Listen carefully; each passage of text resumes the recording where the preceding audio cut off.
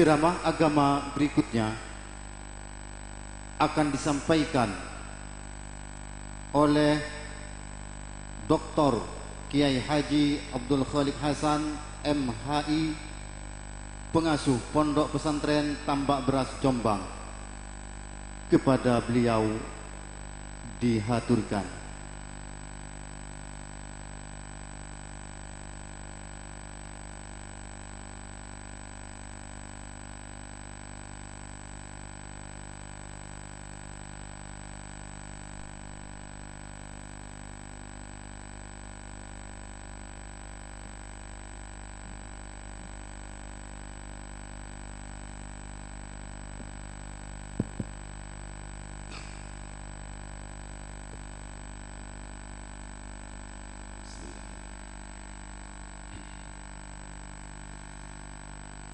Assalamualaikum warahmatullahi wabarakatuh.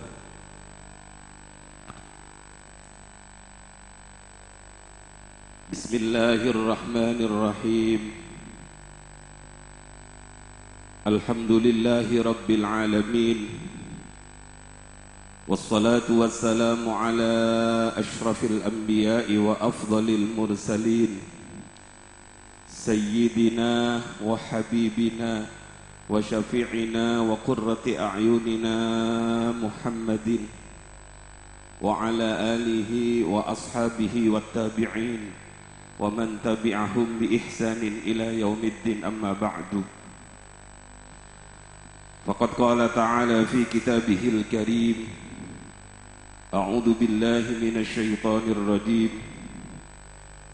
ثم أورثنا الكتاب الذين اصطفينا من عبادنا فمنهم ظالم لنفسه ومنهم مقتصد ومنهم سابق بالخيرات بإذن الله ذلك هو الفضل الكبير. حضرة المحترمين، para alim, para kiai, para ibu nyai, para tokoh masyarakat yang sangat kami muliakan, wabil khusus seluruh keluarga besar Romo Kiai Haji Mansur Said, wabil khusus guru kita, kiai kita, pengasuh kita, Romo Kiai Haji Aunur Rafiq Mansur, Romo Yai Abdullah Mansur, serta Ibu Nyai. Mudah-mudahan Allah paring beliau umur panjang yang barakah. Mudah-mudahan Allah memberi beliau sihah wal afiyah. Dan mudah-mudahan dari tangan beliau, dari lisan beliau, dari langkah-langkah beliau terbuka pintu-pintu kebaikan, tertutup pintu-pintu kejelekan. Dan mudah-mudahan seluruh santri-santri yang diwisuda pada pagi hari ini bisa meneruskan cita-cita luhur dan perjuangan Romo Kiai dengan Ibu Nyai.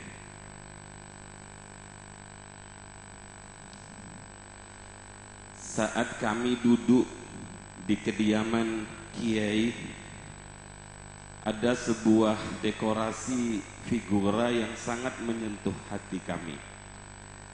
Di situ ada tulisan, wa innaka la'ala khuluqin azim. Panas yang seperti ini ketika kami masuk ke rumah beliau terasa dingin. Lebih dingin lagi karena kami membaca wa innaka la'ala khuluqin azim. Dan kami berpikir, kenapa Romo Kiai Aunur Rafiq membuat acara ini di bulan Rabiul Awal, di bulan Maulid. Sungguh luar biasa, karena kami hubungkan dengan ayat wa innaka la'ala khuluqin azim. Kanjeng Nabi Muhammad sallallahu alaihi wasallam wajahnya amat sangat tampan, badannya amat sangat gagah, kepintarannya luar biasa, kekuatannya juga luar biasa. Tapi yang dipuji oleh Allah adalah akhlak beliau, wa innaka la'ala khuluqin 'adzim. Sayyidah Aisyah, istri tercinta beliau, pernah didatangi oleh sahabat. Wahai ibunda Aisyah, tolong ceritakan kepada kami seperti apa akhlak baginda Rasulullah sallallahu alaihi wasallam. Sayyidah Aisyah dengan menitikkan air mata, beliau kemudian berkata, kana khuluquhul Qur'an. Kana khuluquhul Qur'an. Akhlak baginda Rasul ya Al-Quran itu. Mudah-mudahan adik-adik kami yang hari ini dipilih oleh Allah untuk menjadi pewaris-pewaris Al-Quran betul-betul berakhlak dengan akhlak Quran. Amin Allahumma amin. Mohon maaf, mohon izin, kami tidak bermaksud untuk mau'idhah, kami tidak bermaksud untuk ceramah. Sebab kami ingat Nabiullah Musa alaihi salam pernah diperingatkan oleh malaikat Jibril, ya Musa, id nafsaka fa in istata'ta fa idin nas wa illam tastati fastahyi minni. Wahai Musa, nasihati dirimu sendiri. Kalau kamu bisa menasihati dirimu sendiri, baru kamu menasihati orang lain. Tapi kalau kamu tidak bisa menasihati dirimu sendiri, maka malulah kamu kepada saya. Maka mohon maaf, meralat apa yang disampaikan oleh protokol MC tadi. Kami bukan mau'idhah, tapi kami hanya ingin bercerita kepada adik-adik kami karena bangga kami, karena syukur kami, karena anak-anak kami, adik-adik kami yang terhebat ini telah dianugerahi hal yang luar biasa oleh Allah. Jadi mohon maaf ibu-ibu, saya agak melihat ke adik-adik. Adik-adik, Rasulullah sallallahu alaihi wasallam itu adalah pribadi yang luar biasa hebatnya. Bukan pribadi yang cengeng, bukan pribadi yang sedikit-sedikit matur kepada Allah, ya Allah saya diginikan, tidak. Betapa berat perjuangan baginda Rasul. Suatu saat Rasulullah dijebak ke dalam sebuah jurang. Dari atas jurang itu orang-orang gendeng, orang-orang kafir itu melempari baginda Rasul, sehingga kepala Rasulullah pecah, bibir Rasulullah pecah, darah keluar dari tubuh beliau. Adik-adik, apa reaksi waktu itu bumi? Bumi bersumpah begini, dek, seandainya darah Muhammad sampai netes ke punggung saya, demi Allah akan saya telan mereka yang melempar Muhammad. Nabi Muhammad sabar, tapi bumi yang tidak sabar. Begitu Kanjeng Nabi mendengar bumi berkata seperti itu, Nabi tidak lagi menghela, Nabi tidak lagi menangkis lemparan mereka. Nabi bukan sibuk menghindar dari batu-batu yang datang kepada beliau, tapi yang dilakukan oleh Kanjeng Nabi adalah sibuk memperhatikan tubuhnya, sibuk memperhatikan agar jangan sampai darah itu netes ke bumi. Sebab kalau sampai darah itu netes ke bumi, maka bahaya bagi orang-orang itu, mereka akan ditelan oleh bumi. Jadi Rasulullah kemudian sibuk nadai darahnya.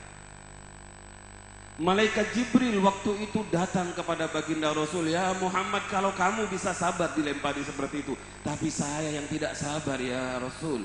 Izinkan, akan saya cabut gunung Uhud, akan saya lempar ke mereka, biar lempar berbalas lempar. Apa reaksi Rasulullah, adik-adikku? Rasulullah kemudian begini berkata, ya Jibril, inni lam ub'ad la'anan wala 'adzaban.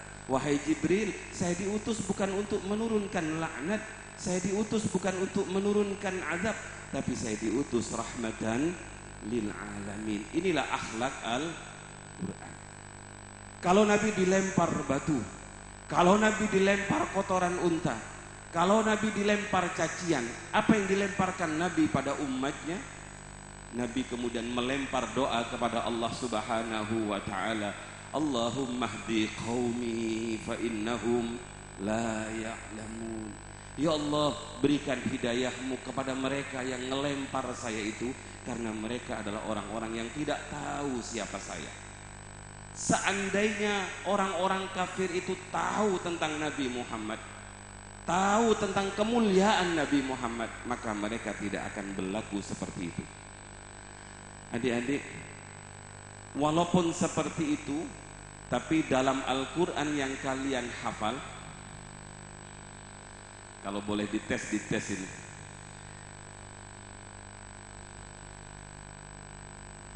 Ada satu ayat di mana Kanjeng Nabi itu kayak seperti orang yang cengeng. Ada satu ayat di mana Nabi mengeluh. Ada satu ayat di mana Nabi curhat kepada Allah. Yang dikeluhkan oleh baginda Nabi, yang dicurhatkan oleh baginda Nabi, bukan lemparan orang-orang kafir, bukan cacian orang-orang kafir, tapi yang dikeluhkan oleh baginda Nabi, a'udzu billahi minasyaitonir rajim.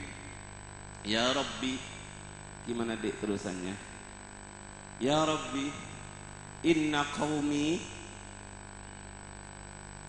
ya Rabbi, inna qaumi ittakhadhu hadzal qur'ana mahjura. Bagus. Ya Rabbi, inilah satu-satuan keluhan Allah keluhan Kanjeng Nabi kepada Allah Subhanahu wa taala. Nabi tidak mengeluhkan umatnya yang kurang ajar. Nabi tidak mengeluhkan umatnya yang tidak masuk Islam.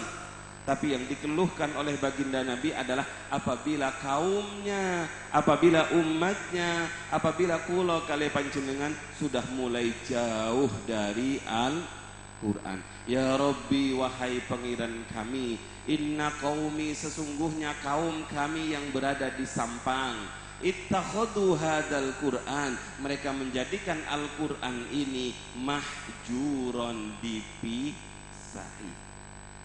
Jadi kalau ada santri mulai jauh dari Al-Qur'an, yang sedih bukan hanya orang tua. Kalau ada santri yang jauh dari Al-Qur'an, yang sedih bukan hanya kiainya, bukan hanya bunyainya, tapi yang sedih adalah baginda Rasulullah sallallahu alaihi wasallam.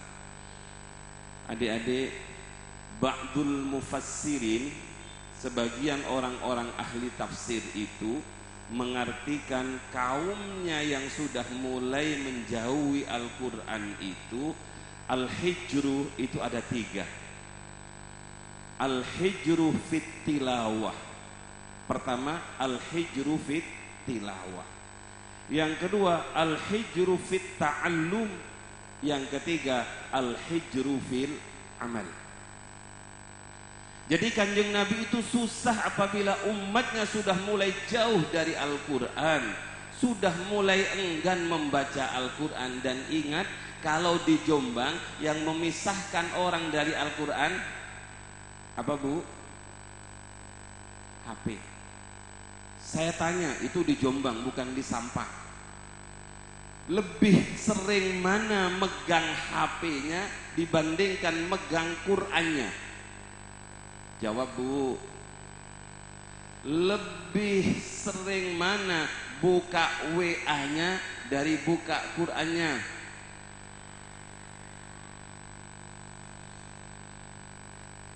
Seandainya Rasulullah paham, seandainya Rasulullah hadir di tengah-tengah kita, Rasulullah akan matur kepada Allah, ya Allah, kalau dulu orang-orang sudah jauh dari Al-Quran, sekarang kok tambah jauh lagi dari Al-Quran. Mereka kok lebih sering buka WA-nya dibandingkan Al-Qur'annya. Bersyukur kita karena kiai kita mendidik anak-anak kebanggaan kita menjadi pecinta-pecinta Al-Qur'an, menjadi orang-orang yang terus lengket dengan Al-Qur'an. Di mana mereka berada, di situ ada Al-Qur'an.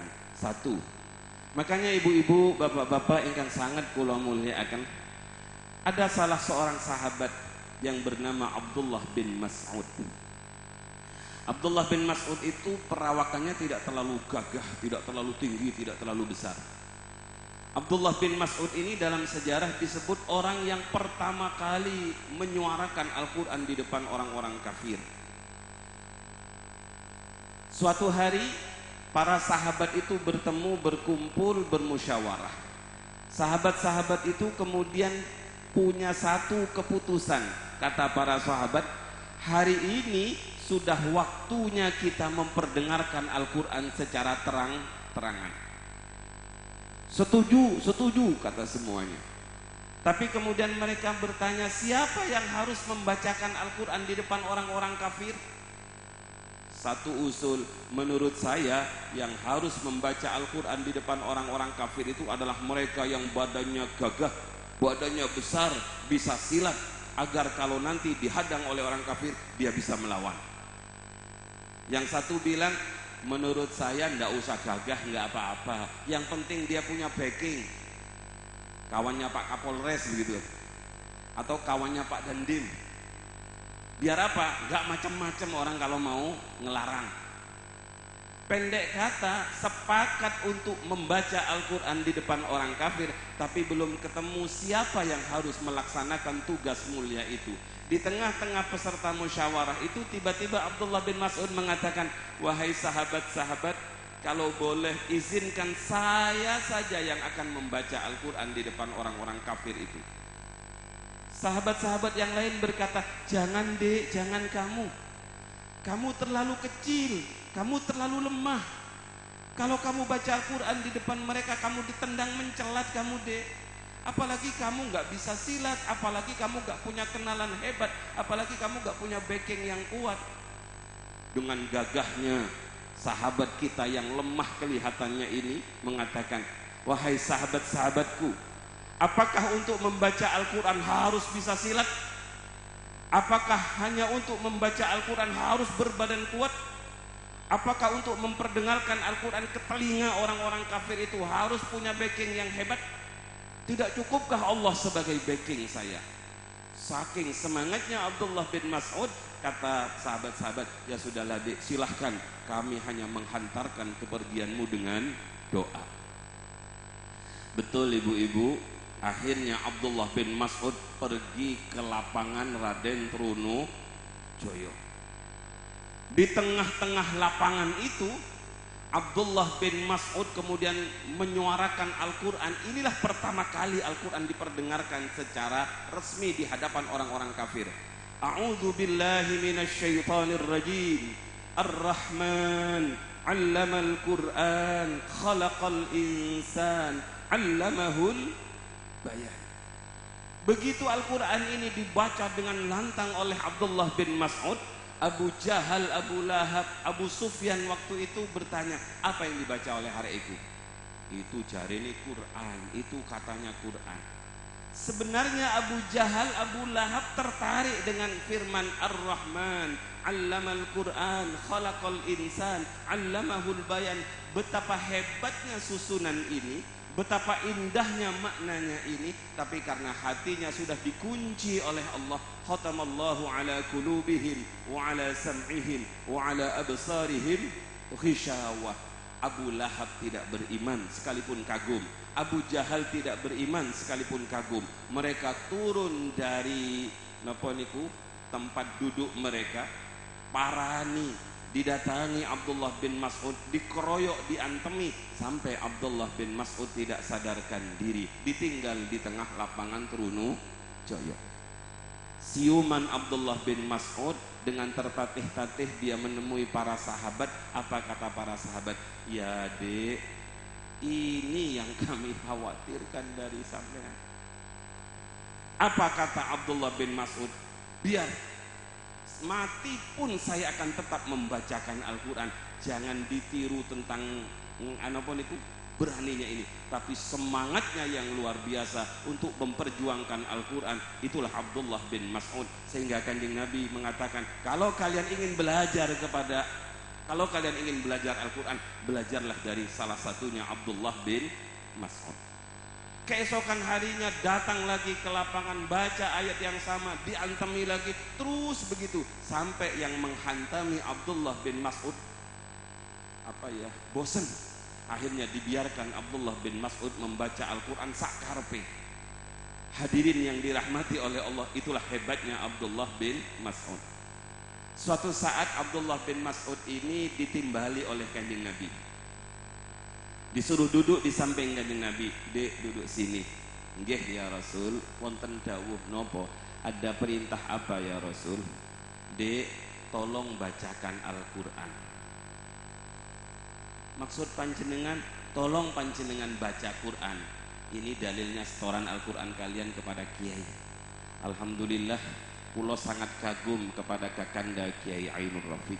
Sebab sejak dulu kulo namung mendengar cerita tentang beliau ketika menjadi santrinya Mbah Yai Yusuf Masyhar. Tapi sayang ketika kami mondok ke Madrasatul Quran, beliau sudah boyong, beliau sudah kundur.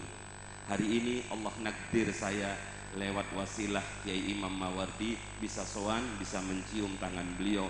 Mudah-mudahan anak-anak saya, cucu-cucu saya, santri-santri saya di rumah yang sedang tahfidz diberikan kehebatan seperti beliau, diberikan keistiqomahan seperti beliau. Amin Allahumma amin. Abdullah bin Mas'ud dibilang nih, "Dek, tolong bacakan Al-Quran untuk saya." Apa kata Abdullah bin Mas'ud? "Ya Rasulullah, apakah saya harus membaca Al-Quran di mana Al-Quran itu diturunkan kepada panjenengan? Tidak cukupkah panjenengan yang membaca Al-Quran ya Rasul?"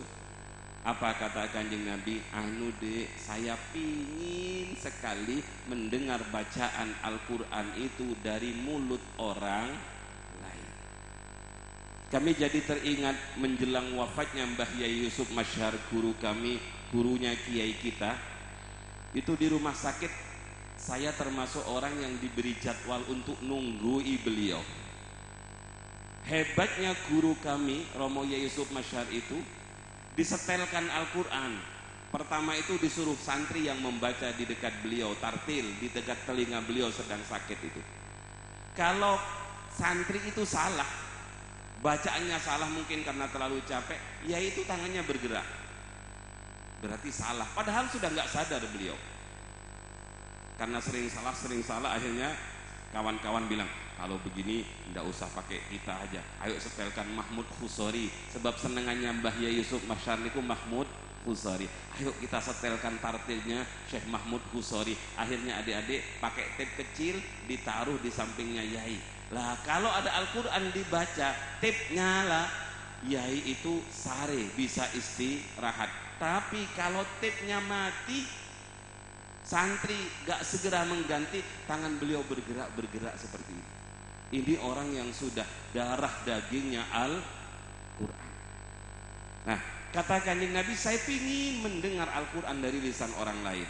Karena Rasul yang memerintahkan, maka tidak ada kata tidak bagi Abdullah bin Mas'ud. Kemudian dia membaca, "A'udzubillahi minasyaitonirrajim. Ya ayyuhan nasu taqu rabbakumul ladzi khalaqakum min nafsin wahidatin wa khalaqa minha zawjaha wa batha minhuma rijalan katsiran wa nisaa'a wattaqullaha alladzi tasaaluna bihi wal arham innallaha kana 'alaikum raqiba." Beberapa ayat yang dibaca oleh Abdullah bin Mas'ud di telinga baginda Rasul, sampai akhirnya Rasulullah bilang, "Cukup, cukup, cukup." Dan dari mata Rasulullah keluar air mata. Inilah yang dalam bahasa Al-Quran, "Wa idza tuliyat alaihim ayatuhu zadathum imana." Hadirin hadirat ingkang sangat kula mulyakaken, terutama adik-adik kami, kebanggaan kami, ahlul Quran, ahlullah yang hari ini sedang wisuda, yang hari ini sedang didoakan oleh para kiai. Allah Subhanahu wa ta'ala dawuh begini,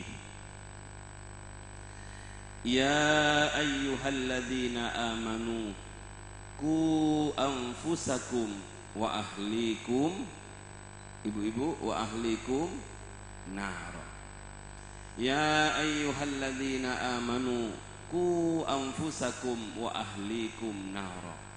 Wahai orang-orang yang beriman, jagalah diri kalian, jagalah keluarga kalian, naron, dari api neraka.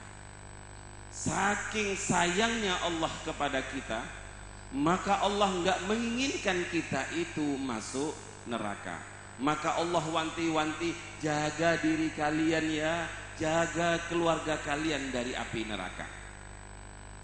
Sayyidina Ali karramallahu wajhah, ketika beliau menafsirkan apa yang dimaksudku anfusakum wa ahlikum nara itu, beliau dawuh begini, "Adzibuhum wa allimuhum."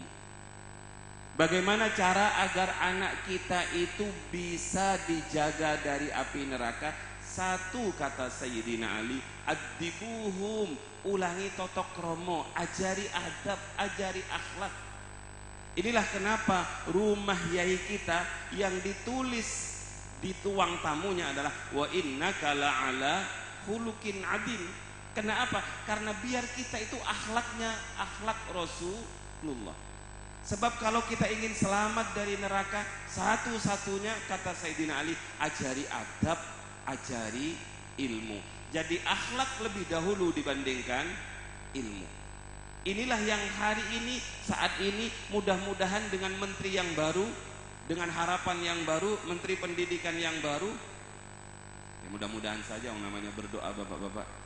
Nadiem Makarim, namanya Makarim. Innama bu'itsu li utammima makarim. Mudah-mudahan betul-betul makarim. Mudah-mudahan menapa niku kurikulum yang akan dirombak secara besar-besaran, kurikulumnya berorientasi pada akhlakul karimah. Addibuhum wa 'allimuhum. Ajari akhlak, ajari adab, baru ajari ilmu. Ilmu itu mendahului, mengikuti adab. Ada seorang tokoh sufi, beliau belajar akhlak, beliau mondok selama 30 tahun. 25 tahun beliau belajar akhlak, 25 tahun beliau belajar adab, 5 tahun beliau belajar ilmu. Pulang dari pondoknya, setiap beliau ceramah, beliau berkata, saya mondok hanya 30 tahun, yang 25 tahun saya gunakan belajar akhlaknya kiai saya, yang 5 tahun saya buat sinau kitab. Tapi saya menyesal hari ini, seandainya waktu itu semua waktu saya belajar akhlaknya kiai saya, itu jauh lebih baik dibandingkan saya belajar ilmu dari kiai saya. Makanya ibu-ibu kalau pingin anaknya selamat di akhirat kelak, tidak ada lain kecuali dipondokkan. Sudah, kuncinya hanya dipondokkan. Anu kiai, gimana nanti biayanya? Urusan biaya tanya sama Mbah Yai. Insya Allah tidak pernah ada ceritanya pondok nolak santri gara-gara tidak mampu. Pasti saja diterima oleh kiai. Yang penting punya semangat. Sebab apa? Ibu-ibu, ini rahasia. Saya tidak akan bilang kepada anak-anak saya, adik-adik saya. Saya hanya bilang kepada orang tua. Ada seorang khalifah. Khalifah ini ganteng, punya istri yang sangat amat cantik, kaya raya. Tiba-tiba khalifah yang masih muda ini sakit. Ketika sakit, beliau panggil istrinya, "Dek, duduk sini." "Iya mas, ada apa?" "Kayak-kayaknya sakit saya ini adalah sakit yang terakhir. Kayak-kayaknya saya susah untuk sembuh lagi. Dek, kematian sudah ada di depan saya." Kata istrinya, "Sudahlah mas, jangan ngomong seperti itu. Mana saya kuat kalau sampean tinggalkan. Dek, ini sudah takdir dari Allah. Nanti kalau saya mati," bapak-bapak, ibu-ibu, saya tanya, kalau kulo kali panjenengan mau mati, istri kita cantik, kira-kira wasiat kita apa? Ibu-ibu diam. "Dek, kalau nanti saya mati, kamu jangan kawin." Kira-kira kalau ibu-ibu tidak seperti itu, ibu-ibu itu rata-rata setia, tidak pernah para kiai saya takziah. Kalau yang meninggal itu kiai, bunyai langsung semaput. Tapi kalau yang meninggal bunyai, kiai nggak pernah semaput itu. Lah, jangan diketawakan, bukan berarti kiai itu nggak sayang, tapi karena kiai itu ridho dan pasrah terhadap takdiripun Allah Subhanahu wa ta'ala. Kalau terusakan, "Dek, nanti kalau saya mati, pesan saya hanya satu. Semua harta saya kamu ambil karena itu adalah hak waris kamu. Saya hanya minta tolong besarkan kandungan kamu dengan baik, rawat kandungan kamu dengan penuh cinta. Sebab ia adalah buah cinta kita berdua. Kalau anak kita, anak saya lahir dari rahimmu, tolong susui haulaini kamilaini liman arada ayyutimmar radha'ah. Ibu-ibu, kula niku pernah ngadakan penelitian tentang susu itu. Ternyata adik-adik, susu itu luar biasa. Kenapa? Kalau musim panas seperti ini, anak kita nangis, disusui oleh ibunya, pasti diam. Kenapa? Karena air yang keluar dari susu ibu itu terasa dingin.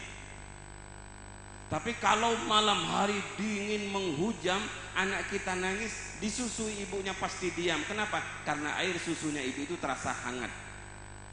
Jadi subhanallah, inilah kehebatan Allah. Kados dispenser ngoten, bisa disetel panas, bisa disetel dingin. Itu hanya miliknya ibu. Kalau teruskan, kalau nanti anak kita lahir, tolong susui 2 tahun sempurna ya dek. Nggih mas. Nanti kalau anak kita bisa berbicara, tolong sampean kirim ke pondok Bustanul Khuffat, serahkan kepada bunyai, serahkan kepada kiai, biar diajari Al-Quran. Ini wasiat. Akhirnya betul khalifah ini mati, gubernur ini wafat. Begitu gubernur ini wafat, begitu dimasukkan ke dalam liang lahat, singkat cerita, sejak hari pertama gubernur ini disiksa dengan berbagai macam siksa. Bukan hanya 1 hari, bukan hanya 1 minggu, bukan hanya 1 bulan, terus menerus disiksa. Sehingga suatu hari tiba-tiba ada hatif, ada suara, wahai malaikatku, hentikan siksaanmu itu kepada hambaku. Malaikat itu kemudian mengatakan, nggih ya Allah, akan kami hentikan. Tapi mohon maaf ya Allah, kenapa harus kami hentikan? Kenapa harus kami hentikan? Maaf. Malaikat bertanya kepada Allah itu su'ul adab. Dalam dunia tasawuf, murid bertanya kepada guru itu adalah su'ul adab. Apa yang didawuhkan oleh kiai kita, enggak perlu kita bertanya kenapa saya disuruh ini. Kalau kalian oleh Romo Yai Rafiq disuruh ngulangi mulai juz 25, enggak usah kakian ngomong, terima. Sebab salah satu yang menjadi hijab kita dari Allah adalah ketika kita kakian ngomong, kakian bantah, kakian tanya kepada guru kita. Abah kami Romo Kiai Haji Muhammad Jamaluddin Ahmad suatu saat ditimbali oleh mursyidnya Mbah Yai Jalil. Pak Jamal, malam minggu depan jenengan bisa ke sini. Abah Jamal bilang, nggih Kiai, kalau dikehendaki oleh Kiai. Tapi kemudian Abah Jamal tanya, kenapa saya harus ke sini? Sebab saya harus ke Banyuwangi. Apa kata Yai Jamal? Saat itu saya merasa menyesal karena saya bertanya kenapa harus ke sini. Adik-adik, begitu mayit ini dibilangi hentikan siksaan itu, malaikat bertanya, kenapa harus dihentikan? Kemudian Allah jawab begini, ketahuilah, gubernur ini memang pantas saya siksa karena dia adalah gubernur yang fasik, karena dia adalah gubernur yang korup. Tapi ketahuilah, hari ini anaknya dibawa ke Bustanul Khuffat. Hari ini anaknya di depan Mbah Yai diajari Bismillahirrahmanirrahim. Anaknya yang baru bisa berbicara itu mengatakan, saya adalah Allah yang maha pengasih, saya adalah Allah yang maha penyayang. Malu saya kalau tidak kasihan kepada ayahnya, malu saya kalau tidak sayang kepada ayahnya. Gara-gara Bismillahirrahmanirrahim, siksaan kubur berhenti. Bayangkan, Bismillah saja menghentikan, apalagi anak-anak kita hafal Al-Quran.